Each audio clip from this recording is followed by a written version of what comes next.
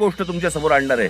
माझे पत्रकार बांधव इथे आलेले असतील, तुम्ही विचार करा. आपण जातो, श्रद्धेने जातो, मंदिरात जातो, आपण काही दानपेटीमध्ये टाकतो, ज्याच्यावरती या देशाच्या सगळ्या मंदिरांमध्ये लाखो कोटी रुपये जमा होतात. काय होतात, त्याचं काय होतं काय नाही माहित नाही. त्याचे ट्रस्ट असतात, त्याचे ट्रस्टी असतात सगळे. मग त्याच्यातनं आपल्याला कळतं चोऱ्या होत आहेत. आता हे प्रकरण घ्या. पत्र आहे प्रति माननीय श्री एकनाथ शिंदे साहेब, उपमुख्यमंत्री महाराष्ट्र राज्य. विषय सिद्धिविनायक मंदिर न्यास मधील दानपेटीची चोरीबाबत वरिष्ठ पातळीवरती चौकशी करण्याबाबत. जिथे आपण श्रद्धेने जातो, जिथे दानपेटीमध्ये आपल्याकडे भाविक जातात आणि पैसे टाकतात,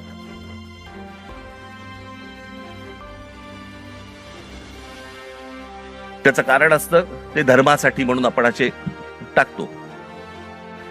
महोदय, आम्ही स्वाक्षरी करणारे सर्व सिद्धिविनायक न्यास मंदिर प्रभादेवी मुंबई येथील विश्वस्त आहोत. साहेब, आपण विश्वासाने आमची संबंधित ट्रस्टवरती सदस्य म्हणून नियुक्ती केली असून आपल्या विश्वासाला पात्र राहण्याचा आम्ही प्रामाणिकपणे प्रयत्न करत आहोत. भाषा पण बघा, मंदिर आहे का कंपनी येतेच कळत नाही मला. त्यामुळे मंदिरात गेल्या 1.5 वर्षाच्या कालावधीत विविध उपाययोजना राबविताना मंदिराची मिळकत 35% जादा वाढविण्यात आम्ही काही प्रमाणात यशस्वी झालो आहोत. मिळकत तुम्ही कशा यशस्वी झालात? असो महोदय, विश्वस्तांच्या सतर्कतेमुळे मंदिरातल्या दानपेटीतून पैसे चोरणारे कर्मचारी पकडले गेलेले आहेत. हे कर्मचारी पकडण्यापूर्वी दर बुधवारी मंदिरातल्या दानपेटीतील रकमेची मोजदाद ही 50 लाख रुपयाच्या आत होती. मात्र हे कर्मचारी पकडल्यानंतर गेले 3 आठवड्याची दानपेटी रक्कम ही 1.5 कोटी रुपयांच्या घरात पोहोचली आहे. याचाच अर्थ यापूर्वी दर आठवड्याला दानपेटीतील जमा होणाऱ्या काही रकमेतील काही रक्कम ही लंपास होत होती. त्यामुळे दरवर्षी सुमारे 18 कोटी रुपयांचे मंदिराचे नुकसान होत होते. याचे धागेदोरे वरिष्ठ पातळीवर आहेत असा आमचा ठाम संशय आहे. साहेब, या प्रकरणाची आपण गंभीर दखल घेऊन शासकीय पातळीवरती संबंधित प्रशासनातील वरिष्ठ अधिकाऱ्यांची चौकशी लावावी अशी आमची आपणास विनंती आहे. विश्वस्त मंडळ सिद्धिविनायक गणपती मंदिर न्यास प्रभादेवी मुंबई.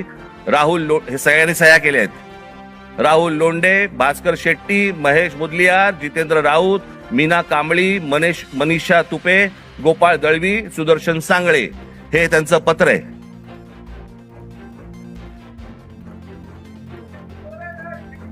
हे सगळं म्हणजे 18 कोटी रुपये दर वर्षाचे सिद्धिविनायक मंदिरामधनं चोरी होतीये. आपण भाबडेपणाने भाविकपणे आपण तिकडे जातोय, दानपेटीमध्ये आपण टाकतोय. हे असल्या चोऱ्या होत आहेत. ही माणसं सगळी मंदिरं लुटतायत. हाच तो तरुण, हेच ते विद्यार्थी परीक्षांच्या वेळेला नोकरीसाठी मंदिरामध्ये जात आहेत, पायऱ्या झिजवतायत, सांगतायत देवाला मला नोकरी मिळू देत, आणि त्याच मंदिरामध्ये चोऱ्या होत आहेत. तिकडचेच विश्वस्त चोऱ्या करतायत, तिकडचीच माणसं चोऱ्या करतायत.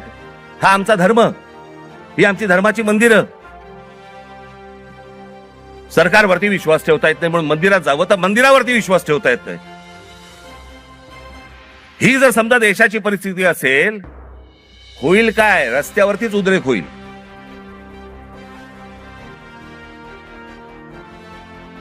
राजकारण सोडून द्या बाजूला. मला असं वाटतं या सगळ्या गोष्टींचा सामूहिक देशाचा म्हणून, राज्याचा म्हणून आपण विचार करणं गरजेचं आहे सर्वांनी मिळून.